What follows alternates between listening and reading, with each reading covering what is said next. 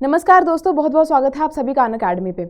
और आप सभी का स्वागत है हमारी प्रहार सीरीज में, जिसमें मेरे साथ आप कवर कर रहे हो इकोनॉमी के लेक्चर्स, और जिसमें आइडिया क्या है कि 2017 से लेके 2024 तक हम प्रीवियस से क्वेश्चंस ले रहे हैं और उसमें से छांट के हम देख रहे हैं कि कौन कौन से ऐसे टॉपिक्स हैं जिस पे से यूपीएससी जो है वो फ्रिक्वेंटली क्वेश्चन पूछती है, और कौन कौन से ऐसे टॉपिक्स हैं जिनको बच्चों को बिल्कुल भी छोड़ के नहीं जाना, that are must to read and that are must to revise. तो सिमिलरली जो हमारी प्रीवियस क्लास रही थी वो थी हमारे जो फाइनेंशियल मार्केट है उसके ऊपर बहुत सारी ऐसे इंपॉर्टेंट टर्म्स एंड टर्मिनोलॉजीज में लेकर आई थी, जिसमें हमने एकदम होलिस्टिक कवरेज करा था उनका, है ना। क्योंकि ये चीज हमने ट्रेंड से एनालाइज करी थी कि जो यूपीएससी है वो आने वाले टाइम में, अगर मैं बात करूं 2023 की या फिर 2024 की, तो क्वेश्चंस या फिर आप बोल सकते हो कि terms that are related to financial market, कुछ ना कुछ ऐसी टर्म्स पूछ रहा है जिनकी इजी है मीनिंग। अगर आपको बेसिक अंडरस्टैंडिंग होगी, उसका आइडिया होगा, तो आप इजीली क्वेश्चन निकाल सकते हो। बट पुरानी वीडियो में एक बच्चे ने ये डिमांड करी थी कि मैम जैसे फाइनेंशियल मार्केट के रिलेटेड आप टर्म्स एंड टर्मिनोलॉजीज लेकर आए हो, सिमिलरली हमें बैंकिंग के रिलेटेड भी चाहिए।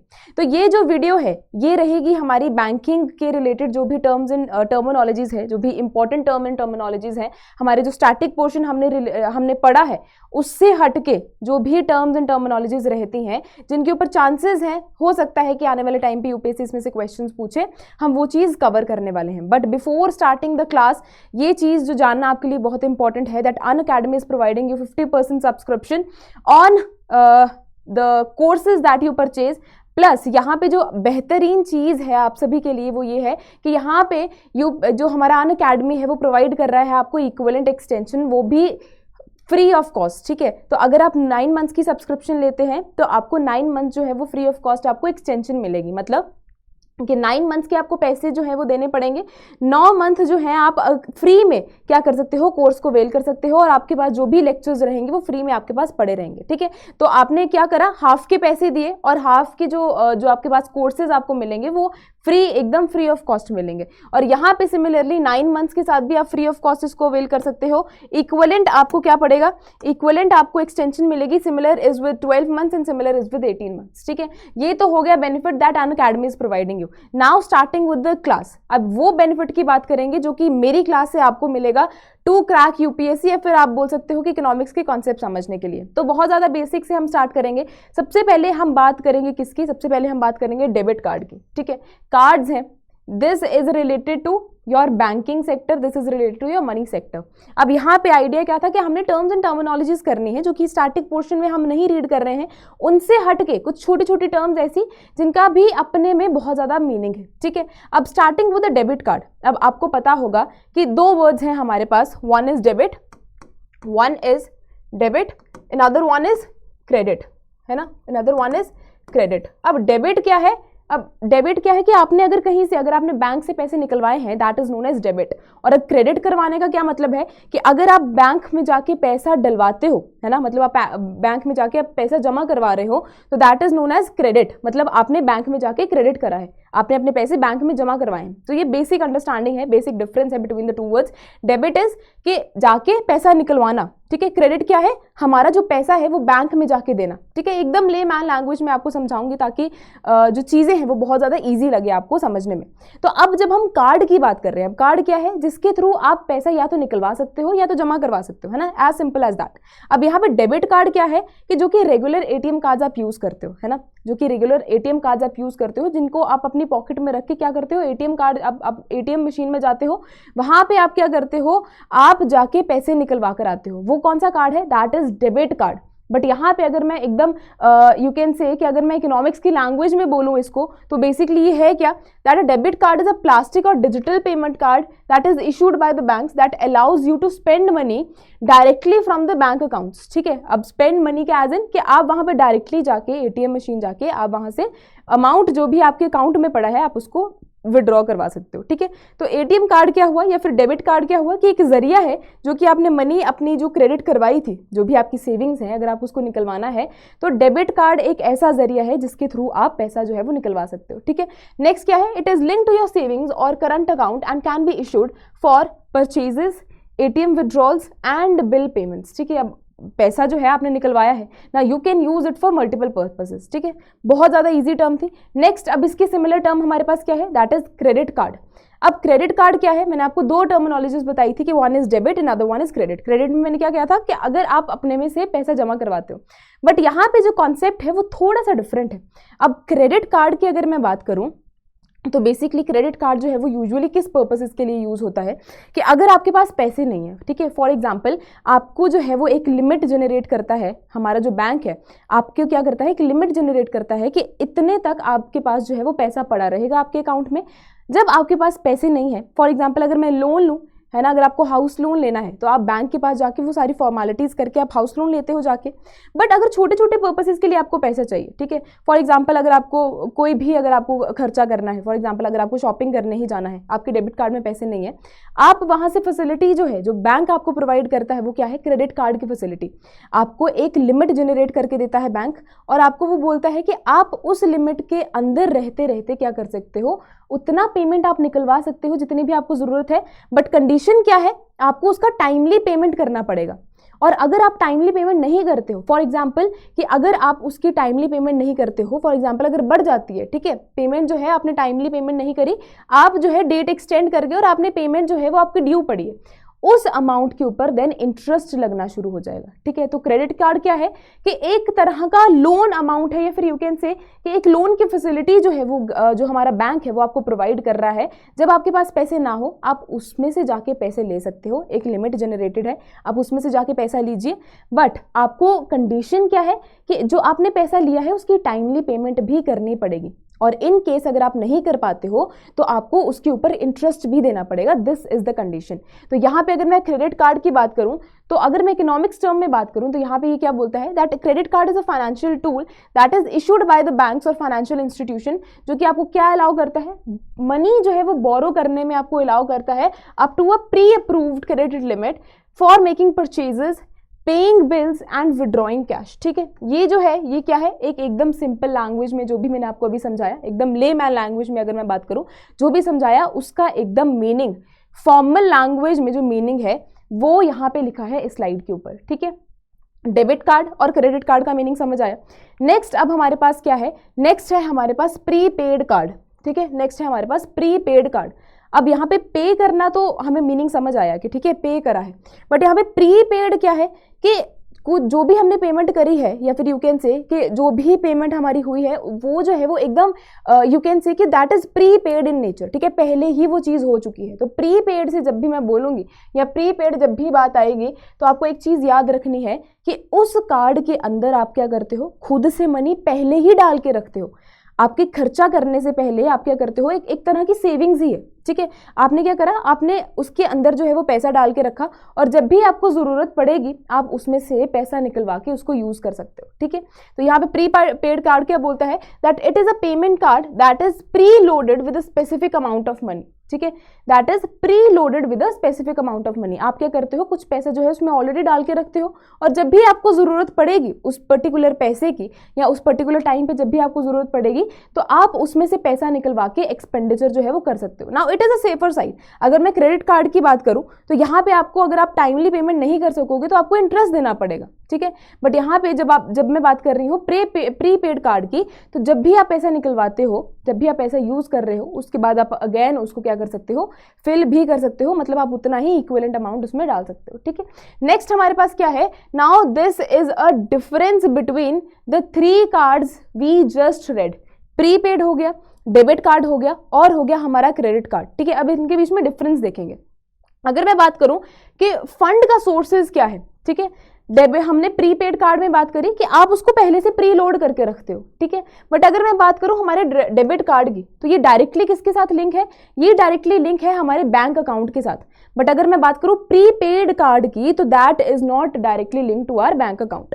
सिमिलरली क्रेडिट कार्ड की अगर मैं बात करूं तो मनी जो है वो बोरो करी जाती है। ठीक है, ऐसा नहीं है कि हमने पैसे डाल के रखे थे, that is not the case. Bank जो है वो आपको लिमिट तैयार करके देता है, और उसमें से आप क्या कर सकते हो, कुछ पर्टिकुलर थोड़े से टाइम के लिए आप क्या कर सकते हो, उसमें से पैसा जो है वो उधार में ले सकते हो। ठीक है, अब क्या है कि स्पेंडिंग की लिमिट क्या है, अब यहाँ पे आपने जितना पैसा डाला है आपने जितना भी पैसा उस पर्टिकुलर कार्ड में डाला है आप उतना ही पैसा खर्च सकते हो। Similar is the case with debit card also, आपके पास जितना भी बैंक बैलेंस अवेलेबल है आप उतना ही कर सकते हो। और अगर मैं बात करूं हमारे क्रेडिट कार्ड की, तो मैंने आपको बोला कि बैंक जो है वो आपको सिबिल स्कोर चेक करके आपका क्या करता है, एक लिमिट जनरेट करता है। तो जितना बैंक ने लिमिट जनरेट करा है आप उस अकॉर्डिंग ही क्या कर सकते हो, उस अकॉर्डिंग ही पैसा जो है वो खर्च सकते हो। ठीक है, नेक्स्ट क्या है, now we are going to talk about the eligibility criteria. अब एलिजिबिलिटी की अगर मैं बात करूं तो यहाँ पे no need for a bank account और क्रेडिट हिस्ट्री। ठीक है, जब हमने क्रेडिट कार्ड की बात करी तो वहां पे आपकी प्रॉपर अच्छी क्रेडिट हिस्ट्री भी होनी चाहिए, आपका सिबिल स्कोर जो है वो अच्छा होना चाहिए, बैंक अकाउंट होना चाहिए। बट प्रीपेड कार्ड एक ऐसा आप बोल सकते हो कि एक जरिया है जहां पे आपको बैंक अकाउंट की भी जरूरत नहीं है, जहां पे आपको जो आपकी क्रेडिट हिस्ट्री है वो भी मैटर नहीं करती। ठीक है, डेबिट कार्ड में क्या है कि आपके पास बैंक अकाउंट जो है वो होना कंपल्सरी है। क्रेडिट कार्ड की अगर मैं बात करूं तो यहाँ पे आपकी हिस्ट्री भी अच्छी होनी चाहिए। अगर आपको बैंक जो है वो चाहे छोटे अमाउंट के लिए ही लोन दे रहा है वो तभी देगा कि अगर आपकी हिस्ट्री जो है वो अच्छी है। ठीक है, हिस्ट्री एज इन कि जो आपने पुराने लोन लिए थे अगर आप वो चुका रहे हो तभी आपको बैंक क्या करेगा, नए सिरे से लोन देगा। नेक्स्ट पॉइंटर क्या है कि इंटरेस्ट कितना है, तो प्रीपेड में कोई भी इंटरेस्ट चार्ज नहीं करा जाता। ठीक है, जो हमारा डेबिट कार्ड है वो तो हमारे अपना ही पैसा पड़ा है तो उसके ऊपर भी कोई इंटरेस्ट नहीं होगा। बट अगर मैं बात करूं हमारे क्रेडिट कार्ड की, तो जितना भी अनपेड बैलेंसेस हैं, मतलब जितना भी आपने अमाउंट लिया था अगर आप उसकी टाइम पे पेमेंट नहीं कर रहे हो तो उसके ऊपर बैंक आपको इंटरेस्ट जरूर चार्ज करेगा। ठीक है, क्रेडिट इंपैक्ट क्या है कि ये कोई भी हमारे क्रेडिट स्कोर को इंपैक्ट नहीं करता। ठीक है, क्रेडिट स्कोर आपको पता होगा कि हमारा एक सिबिल स्कोर होता है। ठीक है, बैंक्स में क्या होता है, सिबिल स्कोर होता है और इसी के ऊपर, इसी को मद्देनजर रखते हुए, इसी को देख के जो बैंक्स हैं आपको लोन प्रोवाइड करते हैं। तो यहाँ पे आइडिया क्या है कि जो हमारे प्रीपेड या फिर आप बोल सकते हो जो हमारा प्रीपेड कार्ड है उसको जब हम भी उसमें से लोन लेते हैं या जब भी हम उसमें से पैसा लेते हैं तो that does not hamper our credit history. Next क्या है कि जो हमारा डेबिट कार्ड है वो भी नहीं क्रेडिट हिस्ट्री को या फिर क्रेडिट स्कोर को हैम्पर करता।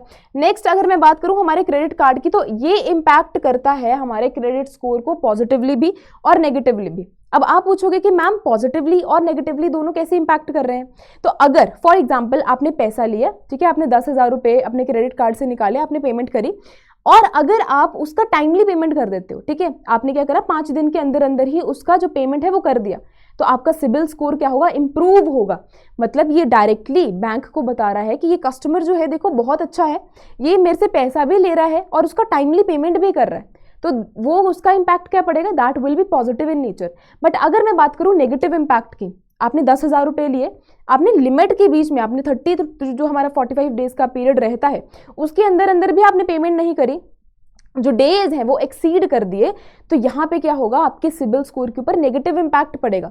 और जब भी आप नेक्स्ट टाइम लोन लेने जाओगे तो आपको बैंक बोलेगा कि देखो भैया आपका सिबिल स्कोर जो है वो खराब है, आपने उस टाइम पे टाइमली पेमेंट नहीं करी थी, इस कारण आपका सिबिल स्कोर खराब है।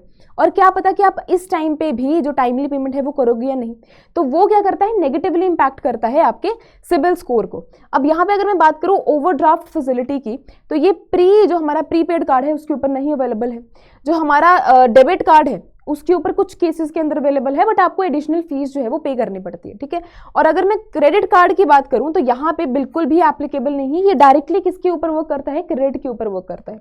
नेक्स्ट, अब रीलोडेड ऑप्शन की अगर मैं बात करूं तो यहाँ पे many prepaid cards can be reloaded with funds, मतलब कि मैंने समझ लो कि मैंने 10,000 रुपये जमा करवाया अपने हमारे प्रीपेड कार्ड में, ठीक है, फिर उसके बाद मैंने क्या करा, 10,000 जो है वो मैंने खर्च लिया, बट उसके बाद मेरे पास अगेन ऑप्शन है कि मैं 10,000 उसके अंदर फिर से डाल सकती हूँ। ठीक है, अगर मैं बात करूं डेबिट कार्ड की तो this is not applicable, this is tied to the account balance, मतलब जितना भी मेरे अकाउंट में बैलेंस है उसी के हिसाब से चीजें जो है वो चलेंगी।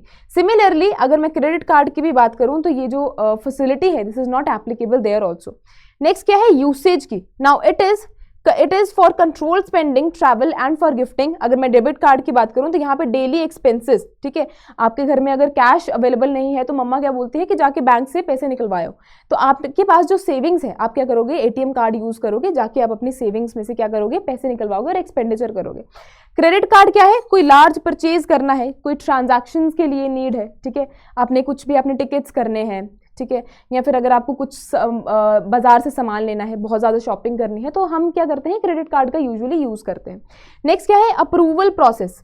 अब अगर मैं बात करूं प्रीपेड कार्ड्स की तो कोई भी फॉर्मल अप्रूवल लेने की जरूरत नहीं है, क्योंकि मैंने आपको पहले भी बताया कि यहाँ पे हमें बैंक अकाउंट होना जो है वो कंपलसरी नहीं है। अगर मैं बात करूँ डेबिट कार्ड की, तो यहाँ पे कंपलसरी क्या है कि आपका बैंक अकाउंट सेटअप जो है वो प्रॉपर तरीके से होना चाहिए। सिमिलरली अगर मैं बात करूँ हमारे क्रेडिट कार्ड की, तो यहाँ पे रिक्वायर्ड क्या है, क्रेडिट वर्दीनेस एंड वेरिफिकेशन, ठीक है।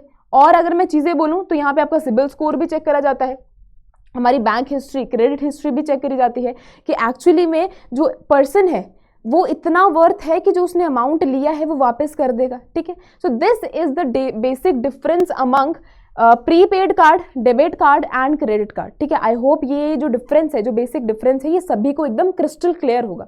नेक्स्ट, अब इसी के सिमिलर हमारे पास एक कॉन्सेप्ट आता है, that is known as smart card, ठीक है, that is known as smart card. अब यहाँ से जो इसको थीम दिया गया है, फिर इसको क्या आप बोल सकते हैं कि इसको जो नेम दिया गया है वो ही अपने आप में बहुत यूनिक है, मतलब दैट इज स्मार्ट कार्ड, कि कोई भी कार्ड है वो स्मार्टली जो है वो वर्क करता है। अब स्मार्ट अलग चीज़ों से, अब जो हमारे नॉर्मल कार्ड्स हैं उससे जो है वो हटके कैसे है, उससे यूनिक कैसे है, तो यहाँ पे एक इसका स्पेशल फीचर है दैट ये क्या है, एक तो पॉकेट साइज प्लास्टिक कार्ड है, ठीक है। और इसके अंदर जो यूनिक फीचर है वो ये है कि इसके अंदर एक माइक्रो चिप अवेलेबल रहती है, जिसके अंदर सारा डेटा जो है वो स्टोर्ड रहता है, ठीक है।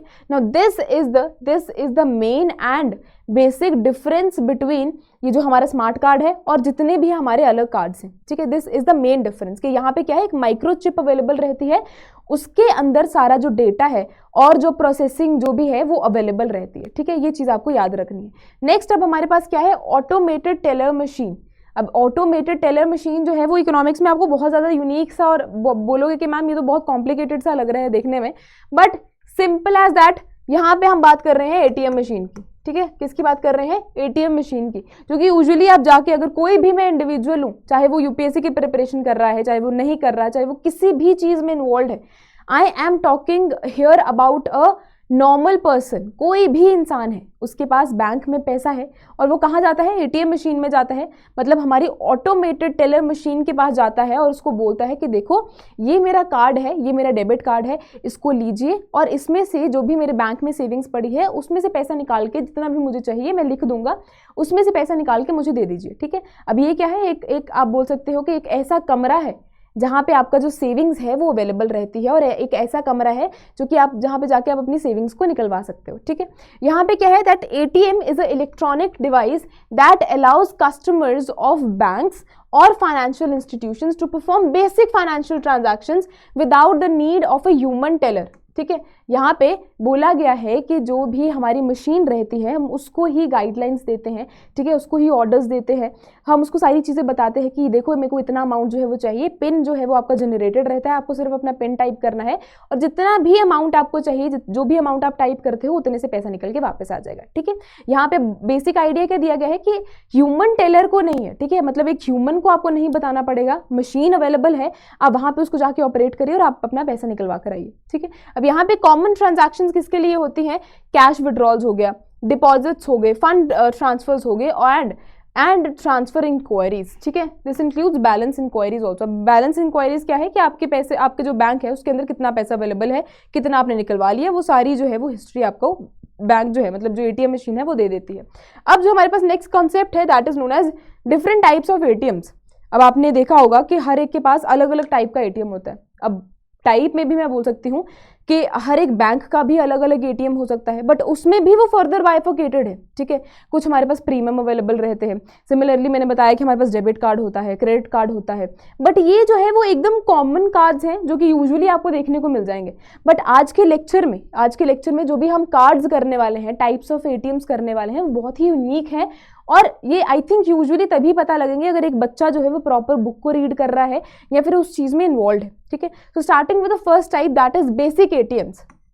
अब बेसिक एटीएम्स क्या है कि जिनको नॉर्मली लेके आप जाते हो बैंक के पास और वहां पे ट्रांजैक्शन कर आते हो। अब बेसिक ट्रांजैक्शंस क्या हो सकती हैं कि आप कैश विड्रॉ करवा रहे हो, ठीक है, आप अपना ट्रांजैक्शन जो भी आपने करी है उसकी हिस्ट्री निकलवा रहे हो, आप देख रहे हो कि फॉर एग्जांपल आप विड्रॉल हिस्ट्री निकलवा रहे हो। सो ये जो जितने भी हमारी चीज़ें हैं वो हमारी करी जाती हैं बेसिक एटीएम से, ठीक है। Now it allows only basic services like cash withdrawals, balance inquiry and mini statement generation and also mini statement generation. अब आप मिनी स्टेटमेंट में क्या कर सकते हो, पुराने कुछ महीने के आप स्टेटमेंट्स निकलवा सकते हो, एक statement even of 1 rupee also. तो यहाँ पे आप स्टेटमेंट निकलवा सकते हो कि मैंने यहाँ पे पुराने महीनों में कितना खर्चा जो है वो करा है, ठीक है। वो काम कौन करता है, वो काम करता है आपका बेसिक एटीएम्स। बट उससे हटके, उससे थोड़ा सा एडवांस लेवल की अगर मैं बात करूं तो हमारे पास अवेलेबल है advantage, I think it is advance ATMs, ठीक है, इट इज एडवांस एटीएम्स। अब यहाँ पे एडवांस एटीएम्स क्या करता है, ये कुछ एडिशनल सर्विसेज प्रोवाइड करता है। जैसे कैश को अगर आपको डिपॉजिट करवाना है तो बहुत सारे एटीएम्स आपके ऐसे भी हैं जो कि क्या करते हैं, अगर आप वहाँ पे अपना एटीएम डालते हो और आप प्लस आप अगर आप अपना कैश डालते हो तो बिना बैंक जाए, बिना लाइन में लगे आप क्या कर सकते हो, उस एटीएम मशीन से ही जाके आप अपना कैश को डिपॉजिट करवा सकते हो, ठीक है। अब नेक्स्ट क्या है, फंड ट्रांसफर कर सकते हो, बिल पेमेंट्स कर सकते हो और इवन चेक डिपॉजिट्स भी आप कर सकते हो। नेक्स्ट टाइप हमारे पास क्या है, ऑन साइट एटीएम्स। अब ऑन साइट एटीएम्स क्या है कि फॉर एग्जांपल कोई भी ब्रांच है, ठीक है, SBI की ब्रांच है, कैनरा बैंक की ब्रांच है, अगर उसके आसपास आपके पास एटीएम्स अवेलेबल है, that is known as on site ATMs, ठीक है। अब ये क्या बोलता है, it is located within और नियर द बैंक ब्रांच, ठीक है। आपके घर के पास कोई भी बैंक की ब्रांच है और उसी के पास आपके जो एटीएम्स है वो अवेलेबल है, that is known as on site ATMs. But अगर मैं बात करूं हमारे ऑफ साइट एटीएम्स की, तो ये क्या बोलता है, that it is located away from the bank branches, places like shopping malls, airports, gas station, जहाँ पे आप यूजुअली ही जाते हो, मतलब जहाँ पे आप हार्डली ही जाते हो, ठीक है, you go there seldom only. अब यहाँ पे अगर मैं बात करूँ कि जो हमारे नॉर्मली घर के पास, अगर आपके घर के पास कोई भी एटीएम मशीन है वो आएगी आपकी ऑन साइट एटीएम्स में। बट अगर मैं बात करूँ कि आप शॉपिंग मॉल में जा रहे हो, है ना, आप मूवी देखने जा रहे हो, आप शॉपिंग करने जा रहे हो, जो वहाँ पे एटीएम्स अवेलेबल रहते हैं, ऑटोमेटेड टेलर मशीन अगर वहाँ पे कोई अवेलेबल है, वो होगी हमारी ऑफ साइट एटीएम्स, ठीक है। नेक्स्ट क्या है, वाइट लेबल्स है। अब यहाँ पे अगर मैं व्हाइट लेबल्स की बात करूं, सो बेसिकली आइडिया क्या है कि एक थर्ड पार्टी जो है वो एकदम सिस्टम को ऑपरेट कर रही है, बट जो पर्टिकुलर बैंक है, ट्रांजैक्शंस जो हैं, जो भी ट्रांजैक्शंस है, मेंटेनेंस है, वही ऑपरेट कर रहा है। बट अगर मैं ऑफ हमारे जो व्हाइट लेबल एटीएम्स और अगर मैं ब्राउन लेबल एटीएम्स के बीच में डिफरेंस देखूं, तो व्हाइट लेबल्स क्या बोलते हैं, that it is setup, owned and operated by non banking entities. अब यहाँ पे मैंने बात करी थी कि 3 इंडिविजुअल्स हम लेंगे कि फॉर एग्जाम्पल एक प्राइवेट प्लेयर है, ठीक है, एक प्राइवेट एंटिटी है, ये क्या कर रहा है, यही सब मेंटेन कर रहा है, मतलब कि जो स्ट्रक्चर है या फिर जो एटीएम मशीन है या फिर जो स्ट्रक्चर है, मेंटेनेंस है, वही कर रहा है। बट अगर मैं कैश के डिपॉजिट की बात करूं या फिर अगर मैं बात करूं प्रमोशंस की, तो वो पर्टिकुलर बैंक ही कर रहा है, मतलब मेंटेनेंस जो है वो कोई और कर रहा है। बट अगर मैं सर्विसेज की बात करूं, जो एक्चुअल काम है वो सर्विसेज का, वो कोई और प्रोवाइड कर रहा है। अब ये चीज किस में आती है, that is known as brown label. But अगर मैं बात करूं हमारे व्हाइट लेबल एटीएम्स की, तो यहाँ पे आपको एक चीज याद रखनी पड़ेगी कि ये this is setup, owned and operated by non banking entities, ठीक है। यहाँ पे कौन इसको करता है, ऑपरेट करता है, सेटअप करता है, नॉन बैंकिंग एंटिटीज ऐसी हैं जो कि इसको ऑपरेट करती हैं। Now these are approved by the Reserve Bank of India, ठीक है। Now this is the example that I have given to all of you. Next हमारे पास है brown label ATMs. Brown label ATMs मैंने similarly बताया कि कोई third party है, वो उसकी मेंटेनेंस कर रही है, बट जो एक्चुअल काम है वो किसके द्वारा करा जा रहा है, उस पर्टिकुलर बैंक के द्वारा ही करा जा रहा है। Now this says that it is owned by the third party services that provides but branded and operated by that specific banks only, ठीक है। ये basic difference between the white label ATMs and brown label ATMs I think सभी को clear है। अब next हम देखते हैं टाइप्स कौन कौन सी है। सो नेक्स्ट टाइप की अगर मैं बात करूं तो we have mobile ATMs. Mobile ATMs क्या बोल सकते हैं कि एक तो हो गई जो हमारे घर के पास अवेलेबल है, ठीक है, घर के पास हमारे अवेलेबल हैं, दैट आर नोन एज जो फिजिकल एटीएम्स है या फिर आप बोल सकते हो near ATMs. But mobile ATMs क्या कर सकते हैं, मोबाइल बेसिकली, ठीक है, अगर मैं मोबाइल की बात करूं, मोबाइल की मैं बात कर रही हूं। अब ये मोबाइल क्यों बोला जाता है, क्योंकि I can carry it with me anywhere, ठीक है, जहां पे भी मैं जा रही हूँ, this is known as mobile for a reason because I can carry it anywhere. Now this thing is also mobile in nature, मतलब ऐसा नहीं है कि it is not like a table here, ठीक है, कि मैं इसको उठा के कहीं भी अपने साथ ले जाऊं, नहीं, this is not mobile. But अगर मैं इस पेन की बात करूं तो ये मोबाइल है, क्यों, क्योंकि मैं इसको अपने साथ कहीं भी लेके जा सकती हूँ, मैं इसको पॉकेट में डालूंगी और कहीं भी ले जाऊंगी, तो ये क्या है, मोबाइल है। बट अगर मैं स्टूडियो की बात करूं तो this is not mobile. Similarly अगर मैं मोबाइल एटीएम्स की बात कर रही हूँ तो यहाँ पे जो सर्विसेज हैं वो हम कहीं भी उठा के लेके जा सकते हैं ना। आप बोलोगे कि मैम ये जो चीज़ें आपने बोली हैं these are very confusing in nature, but यहाँ पे बेटा आइडिया क्या है कि ऐसी सर्विसेज जो कि एक जगह स्टिल नहीं है, एटीएम आपको जाना नहीं पड़ेगा, आपके पास जो ऑनलाइन सर्विसेज हैं वो अवेलेबल हैं, ठीक है। एटीएम का काम तो कर रही हैं, बट जो सर्विसेज हैं that are online in nature. अब यहाँ पे ये क्या बोलता है, पोर्टेबल एटीएम्स हैं that are installed in vehicles to serve areas where regular ATMs are unavailable, ठीक है। समझ आया सभी को कि जो सर्विसेज हैं वो क्या है, आपके पास फ्रीली, आपके पास मोबाइल नेचर में अवेलेबल है। नेक्स्ट क्या है हमारे पास, green ATM, green, orange and pink. इसको हम एकदम जनरल वे में समझेंगे कि ग्रीन एटीएम्स में आपको समझ आ गया होगा कि हम कुछ ना कुछ रिलेट कर रहे हैं एग्रीकल्चरल ट्रांजैक्शंस के साथ। सिमिलरली अगर मैं बात करूं ऑरेंज के साथ, तो आपको याद रखना है कि ट्रेडिंग सर्विसेज के साथ ये रिलेटेड है। वेयरएज अगर मैं बात करूं पिंक की, तो पिंक की जो है, it is designed exclusively for women to promote financial inclusion and to provide safe banking environment. Similarly अगर मैं बात करूं बायोमेट्रिक एटीएम्स की, तो अब बायोमेट्रिक से आप अंदाजा लगा सकते हो कि हम अपने फिजिकल फीचर्स के बारे में, फॉर एग्जांपल बायोमेट्रिक ऑथेंटिकेशन, जैसे हम फिंगरप्रिंट्स हो गया, रेटिना स्कैन हो गया, इंस्टेड ऑफ पिन्स के अलावा जो भी हम फिंगरप्रिंट्स हो गया या फिर रेटिना स्कैन हो गया, हम इन चीज़ों को इन्वॉल्व कर रहे हैं, ठीक है। Now these are the types of ATMs जो कि जानना आपके पेपर के लिए बहुत इंपॉर्टेंट है। नेक्स्ट अब हमारे पास क्या है, now we are going to read about point of scale machine, ठीक है। अब पॉइंट ऑफ स्केल मशीन की अगर मैं मीनिंग की बात करूं बच्चों, तो आपको यहाँ पे याद रखना पड़ेगा कि इसको हम सबसे पहले एक तो बोलते हैं पीओएस सिस्टम, ठीक है। इसको हम क्या बोलते हैं, पीओएस सिस्टम इसको बोला जाता है। Now this is a combination of hardware as well as software. अब बेसिकली अगर मैं एकदम लेमैन लैंग्वेज में बात करूं, तो जो हमारा पॉइंट ऑफ स्केल मशीन है ये बूस्ट करता है हमारी बैंकिंग सर्विसेज को, ठीक है। ये बूस्ट करता है हमारी बैंकिंग सर्विसेज को इम्प्रूव करने की बात करी जा रही है। मतलब हमारे कुछ ऐसा सिस्टम लेकर आया है जिससे हम अपनी बैंकिंग सर्विसेज को और भी ज़्यादा इम्प्रूव कर सकते हैं। अब वो किस तरीके से, बाय यूजिंग एआई, ठीक है। एआई को यूज़ करके, हमारी टेक्नोलॉजी को यूज़ करके कुछ ऐसे फीचर्स, कुछ ऐसी चीज़ें लेकर आई गई हैं कि जिससे हम अपनी बैंकिंग सर्विसेज को और भी ज़्यादा सुधार सकते हैं, ठीक है। अब ये क्या बोलता है कि it is a combination of hardware and software that businesses use to process transactions and accept payments, ठीक है। अब यहाँ पे बेसिकली अगर मैं बात करूँ तो ट्रांजैक्शंस को इंप्रूव करने के लिए प्लस पेमेंट जो हम कर रहे हैं, पेमेंट जो हम ले रहे हैं, उनको बेसिकली इंप्रूव करने की बात जो है वो करी जा रही है। Now in India POS machines have played a crucial role in promoting digital payments, specially after the demonetisation drive in 2016। Now these are some methods जिनको यूज करके हम अपनी पेमेंट्स को और भी ज़्यादा बूस्ट कर सकते हैं और भी ज़्यादा इंप्रूव कर सकते हैं। नेक्स्ट हमारे पास कॉन्सेप्ट क्या है, नेक्स्ट है हमारे पास मर्चेंट डिस्काउंट रेट, ठीक है।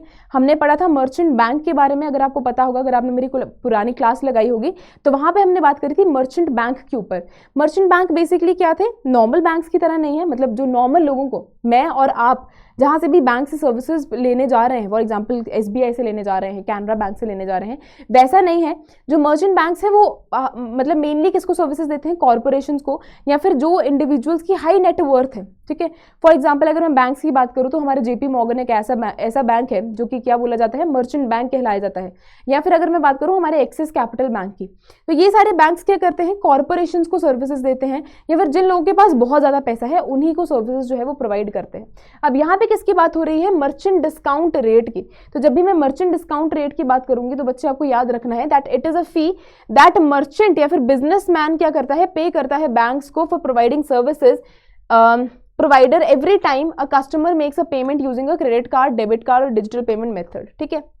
बेसिक आइडिया सभी को समझ आ गया कि जो हमारा जो मर्चेंट डिस्काउंट रेट है वो क्या है, कि जब भी वो सर्विसेज लेता है, ठीक है, कोई भी कॉर्पोरेशन है या कोई भी इंडिविजुअल है जिसकी हाई नेटवर्थ है, वो जब भी सर्विसेज जो है वो यूज़ कर रहा है या फिर ले रहा है, उसके ऊपर कोई भी ट्रांजैक्शन कर रहा है, उसके ऊपर क्या लगेगा, जो चार्ज है वो पे करना पड़ता है। Now it is expressed as a percentage of the transactions value and compensates the entities involved in processing the payment, ठीक है। ये चीज़ सभी को क्लियर है। नेक्स्ट अब हमारे पास कॉन्सेप्ट क्या है, हमारे पास कॉन्सेप्ट है आईएफएससी कोड का।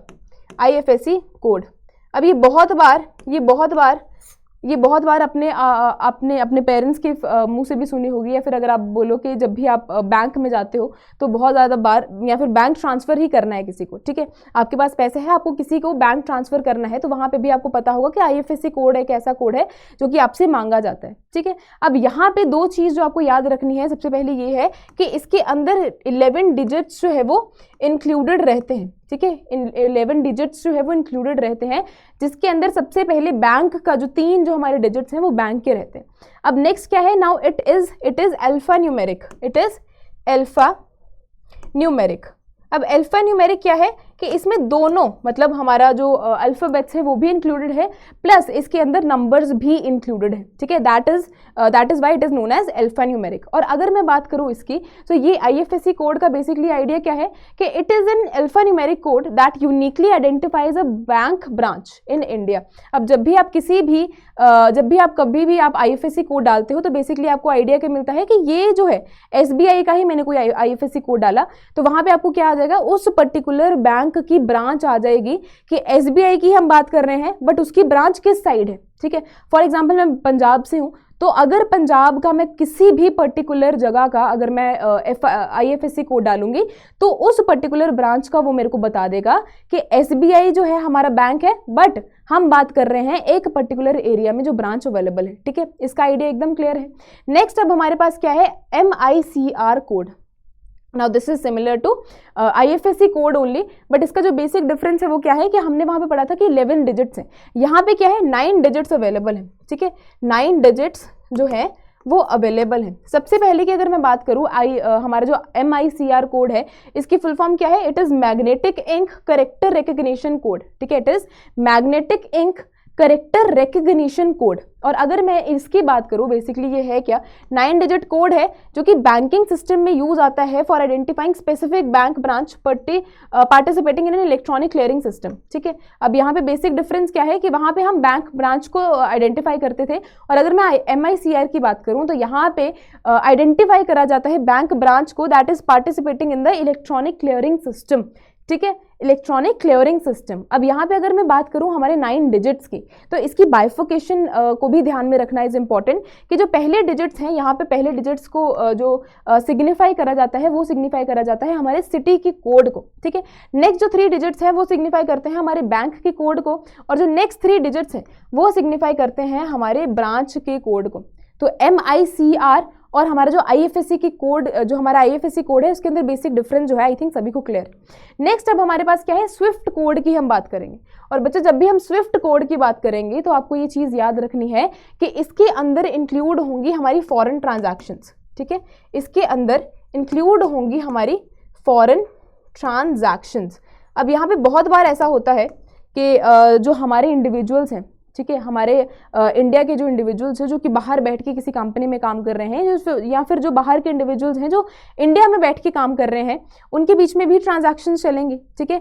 मैं इंडियन रुपये अगर बाहर भेज रही हूँ, फॉर एग्जांपल अगर मैं कनाडा भेज रही हूँ, मैं कहीं भी किसी भी देश में भेज रही हूँ, मेरे को पेमेंट करनी है US डॉलर्स में, तो ऐसा नहीं है कि मैं अपनी इंडियन पेमेंट जो इंडियन रुपये है मैं जाके वहां पे US डॉलर्स में डाल दूंगी, ऐसा नहीं है। तो यहाँ पे उसको कन्वर्ट करने के लिए जो बीच में एक यू कैन से कि जो एक बीच का मेथड है उसको बोला जाता है Swift code.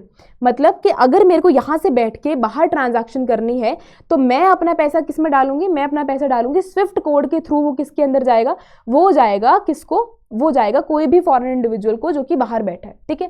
So basically Swift code क्या है, it is a society for worldwide interbank financial telecommunication code. अब इसका जो स्टैंडर्ड फॉर्मेट है वो क्या है, it is standard format of BIC which is bank identifier code. अब ये किसके लिए यूज आता है, it is use to identify banks and financial institutions globally. अब ये this is essential for the international money transfers and ensures that the funds are reach to the correct branch.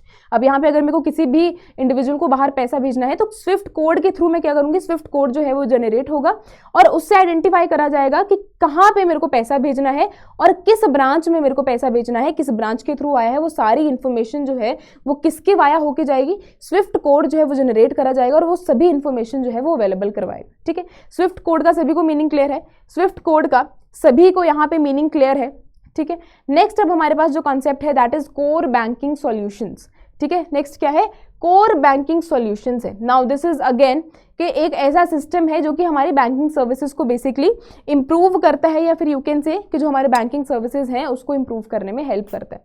तब तक आप PPT जो है, जो टेक्स्ट है वो रीड कर सकते हो।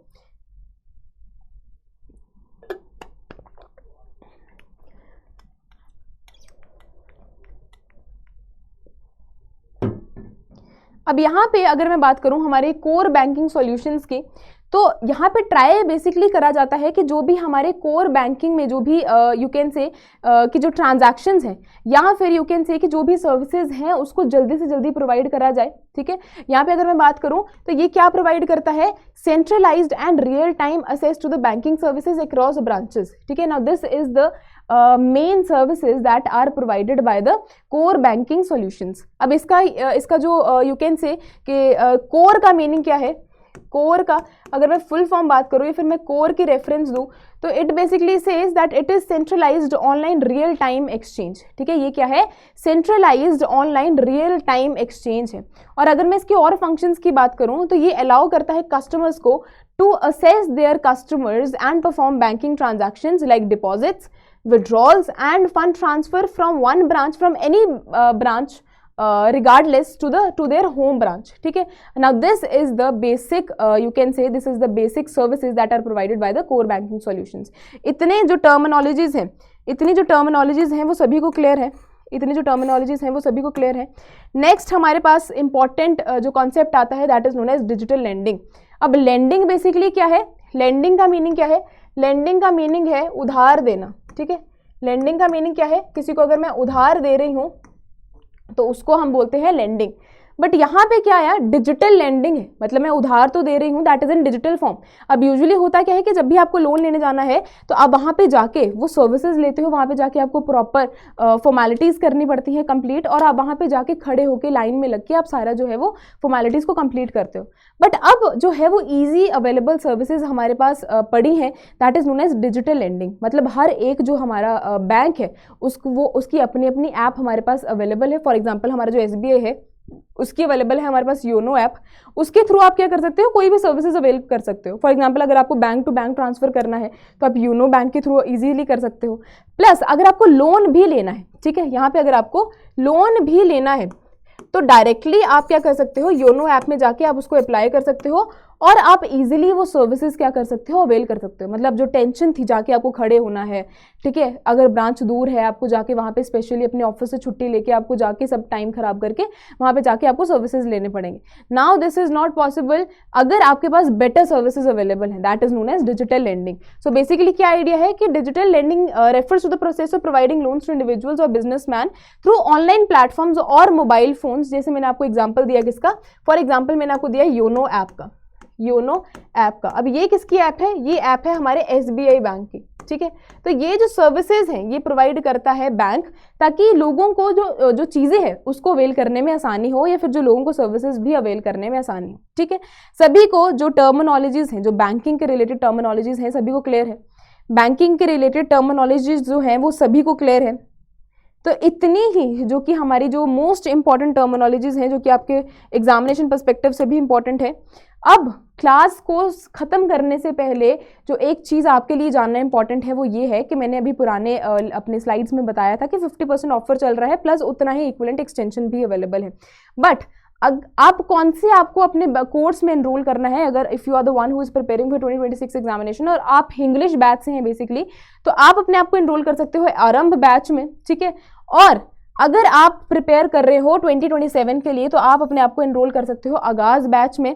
सिमिलरली अगर आप इंग्लिश मीडियम के हो तो आप अपने आप को एनरोल कर सकते हो इग्नाइट बैच में।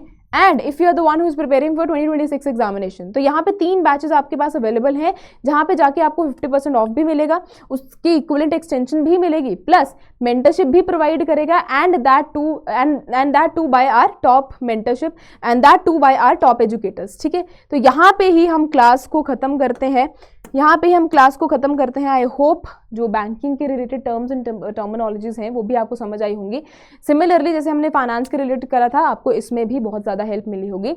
तो meet you in the next session, take care, bye bye, good night, bye bye.